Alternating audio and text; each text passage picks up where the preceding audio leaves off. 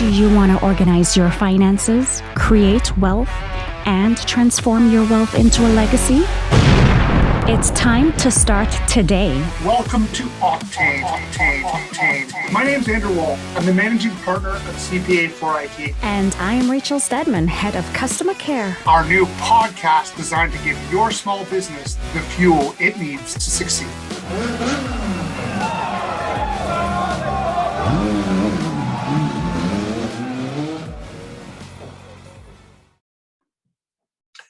Hello again, everybody. It's Andrew Wall. We're back with another episode of Octane. Once again, I'm here with my fabulous co-host, Rachel Stedman. Hello. And this week, we're going to talk to you guys about choosing a bookkeeping and budgeting tool and understanding, where the value of these come in. So, Rachel, there's lots of platforms to choose from. Yes. Why should people use a bookkeeping tool in the first place as opposed to, just keeping track of everything in something like Excel? Well, I always joke with clients and say, look, when you look at bookkeeping, it started off with the old days with, the ledgers, and you had to handwrite everything. Then you come along to Excel, where there's different features and formulas, which kind of really help you in terms of the summary. But those tools are very much outdated. Okay, when we're looking at bookkeeping, you need to keep track of, every dollar that goes in and out of the company bank account, every cost that you incur for business purposes. And when individuals want to do their own bookkeeping, it actually can be quite consuming in the amount of time to be utilizing something like an Excel, which is so manual, to be recording those income and those expenses. And especially more so because I find a lot of clients that when they have to think about, I have to type everything out, in terms of the date, the amount, the vendor, sometimes when they have smaller receipts, they tend to skip it. They're like, okay, this is just $3. We'll skip this. This is just $2. We'll skip it. But and those add up. Year, exactly, they add up to be quite substantial amounts. But when we're looking at something like a bookkeeping tool, a cloud-based bookkeeping tool, the technology that's available to be able to help clients save time, and more so, really allows you to capture every single expense and deduction. The good thing about the era that we're in, nobody uses cash. And I think for every accountant, that is beautiful, right? Because everything is being tracked on some corporate credit card or some corporate bank account. So it really allows us to ensure that we are capturing all of these deductions. And when you have a cloud-based tool, it imports everything. It's like I tell clients, everything that shows up on your bank account, think of it as you don't have to type any of that up. It is imported in. And I know a lot of people are concerned about, the risk and security, but of course, a lot of these bookkeeping tools have very strong, robust security features to really be able to pacify individuals that are concerned that they're linking their corporate bank accounts to these tools. But it saves you time. I think the two main things, it saves you a significant amount of time, and it really allows you to capture every single deduction for your business. So, it's a win-win. And also when we're looking at individuals being self-employed, you want to scale away from spending all of this time doing this administrative work and focus your time on working and running your business and generating income for your business. That's what's really important. Absolutely. So saving time, automating the process, leveraging the power of automation and artificial intelligence. This is why we love cloud-based technology. Yes. And the one thing I think that's important to talk about when it comes to cloud-based technology is it's still garbage in, garbage out. So while it does really reduce the amount of time, it does require some knowledge and understanding to use these tools. But with the right pieces of technology, you can really take on more of these aspects of your business without it having to be time-consuming or confusing. And I think that's why we are such big advocates for the cloud, because we have dealt with small businesses for over 34 years. And those small businesses often have cost constraints, so they can't normally hire an outside bookkeeper to come in and take on all this role, which means they're wearing 15 different hats in their business, including being the bookkeeper. So if we can give them a process that's easy for them to do on a regular basis, so they can keep up to date, which is the number one obstacle I see to people being successful when it comes to your bookkeeping, is not being proactive and being reactive and waiting till the end of the year, or oftentimes 2 or 3 years down the After road, the fact. right? Indeed. And those penalties can be significant. And there's sort of a spectrum on where you can go in your bookkeeping tool. From old school, like we still, believe it or not, we have one client who still brings us a physical paper ledger. And how old is Mr. Pekovic now? I mean, He's up there. So he's used to his method, right? I mean, and here's the thing, some people, they like their old school method a little bit, right? absolutely. And so we will work with a physical ledger. We will work with Excel. We will work with QuickBooks Desktop. We will work with Xero, QuickBooks Online. But the more familiar we are with the process, the less time that we're going to spend, and ultimately the lower your accounting fees are going to be. And that's universal pretty much across all accountants around the world. So the goal as a small business owner is to be able to provide your financial information to your accountant in a way that they can use that information quickly and easily.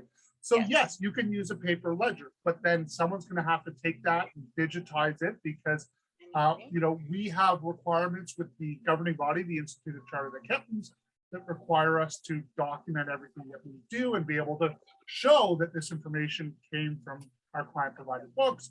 So we've got to digitize everything in this modern era. So if you provide it to me in paper, I'm going to have to scan it, or someone's going to have to scan it. So please start by digitizing as much as you possibly can. Secondly, if you want to use an Excel spreadsheet, which we have many clients who do use an Excel spreadsheet, That's true. Mm-hmm. and Excel is a really incredibly powerful tool. But everyone seems to do their pivot tables slightly differently, which means our team has to get familiar with the specific pivot table that you use. And even though we did your file last year, we're also doing like 1,000 other files throughout the year. So we may forget the specific format that you've used, or if you do a pivot table and you put a filter on it, we don't recognize that you put a filter on. God forbid we miss some transactions. And that's sort of where Excel can be dangerous. It's nice because it's cheap. Most people already have it. I mean, you can use Google Sheets for free, but it has its limitations. And as you move further along that spectrum, there's other general ledger softwares like QuickBooks Desktop, MYOB, Account Edge, Zoho Books. There's a whole bunch of general ledger systems. These are great, but they require a certain level of accounting knowledge. A general ledger system is now moving from a spreadsheet to a set of books which have debits and credits. So you have to understand how debits and credits work. And I would say, even though the cloud, which is the most advanced version of it, is still a general ledger system that's based on debits and credits, they're starting to require less knowledge because things are starting to be processed more from transactional information rather than journal entries. And that's somewhat true in QuickBooks Desktop, but I still encourage everyone to understand the concept of debits and credits. And that's an important aspect, that if you're going to use a journal ledger system, if you're going to use a cloud-based system, you should at least understand the concepts of, hey, when I put in an expense, what's actually going on in the background? When I enter revenue, what's going on in the background? But these cloud tools, if you understand those concepts, are going to allow you, as Rachel said, sync your bank feed, which is going to pull in your banking transactions, your credit card transactions. And if you are security conscious, which we do have, we specialize in IT consultants, so we have IT security specialists as clients. And there are other alternatives where you can download a CSV and manually upload that, so there's no direct connection to your bank, and it still at least saves you typing out those transactions. That is true. And then you can also do things like create bank rules. Bank rules are, for our programmers out there, probably very familiar with it, but if you're not a programmer, if you're in the real estate industry, you're probably not familiar with this concept of creating logic or business rules that you can automate the coding of your transactions. So when we pull everything from your bank statements and your credit cards, okay, we have the date, we have the amount, we have the vendor, but what we need as your accountants is to know and understand what classification those fall under. Is that, was that purchased from the Bay office supplies? Or was it, personal betting, or was it, who knows what it Yeah. could be, right? So we have to classify these transactions into the appropriate categories that we've set up. And again, go back, check out our past episodes on what you can expense and our chart of accounts, because that's important to know and understand. We're not going to cover that today, but the classification aspect of that, you can create these rules. You can say, hey, you know what? Every time I go to Starbucks, I want that to go to business promotion or meals and entertainment. But you can also say, hey, you know what? If I spend more than $100 at Starbucks, this is not meals and entertainment or business promotion, which is only 50% deductible. This is advertising. I'm giving this as a gift to someone, and I want that to go under advertising, which is 100% deductible. You can create rules every time I go to Shell, or Esso, or Petro Canada, or Husky. Automobile. It goes to your automobile expense. Or even like your cell phone or your internet, right? Every time it's Rogers or Bell, it can auto categorize that. So it's really saving you a lot of time for those a lot of those recurring expenses. Of course, it does help. Absolutely. And then in addition to the bank rule, what the system is also going to do is it's going to learn from your past transactions. So if you don't create a bank rule, but you say Husky is automobile, the next time a Husky transaction comes up, it's going to say, I'm going to suggest you use automobile. And if it is, you can go through and identify all the recognized transactions, highlight them all, and click approve. And you can process transactions. So as you do more bookkeeping, your bookkeeping system gets smarter, which is amazing. So we do have to invest some time in learning these systems and understanding these systems. And we do have webinars and content dedicated to helping you learn them. We've got a whole drip marketing campaign with all sorts of tutorials to help you learn these tools. And of course, the software providers themselves provide a ton of support to help you learn these tools. And you'll find myself at pretty much every one of their conferences that they ever have. And I encourage you to come check these out because they're very low cost. They're subsidized by the vendor. You get great food and free drinks. And believe it or not, accountants can be fun. So come check out these conferences, learn more about the different platforms. Because I'm not necessarily advocating one platform over the other right now. I'm promoting using the technology as a tool, because I think one of the things that we've learned as we ourselves have moved along the cloud accounting journey is to fall in love with the problem, not the solution. And the problem is that bookkeeping is a pain in the ass. Nobody likes to do it. Nobody does. We want to make that as easy as possible as we can. And right now there's some amazing technologies that help make that process easier. And the least of which are things like QuickBooks Online and Xero. And in addition, there's a whole slew of app partners out there that, depending upon your niche and what you do, whether you're in real estate or in IT or in construction, there's different products or apps that can help make your process even easier. And one of those core ones that we give to every one of our clients is a tool called Dext, formerly Receipt Bank. So I apologize if we refer to it as Receipt Bank in some of our literature, but Dext is a tool that helps you to capture those physical receipts, which we do need for documentation. We do need those physical receipts for documentation. It allows you to capture that. And if you are using one of these cloud-based tools, to sync it so that you have an audit set of books, so you can go and look at a transaction that's come from your bank statement, match it to the physical transaction that you've scanned in Dext, and sync those two up so you have full drill down capability from your financial reports to the individual transaction to the supporting image that defends that deduction. The thing is, Andrew, I find with a lot of newly self-employed individuals, they always think, well, yes, everybody hates bookkeeping, right? I mean, unless an individual has, past experience of doing budgeting for themselves or knowing what their income and their expenses are within their household and, those different things, people always give that joke of the concept, what have you spent your last $20 bill on? Right? As an individual, you maybe don't necessarily care, but as a business, this is important, right?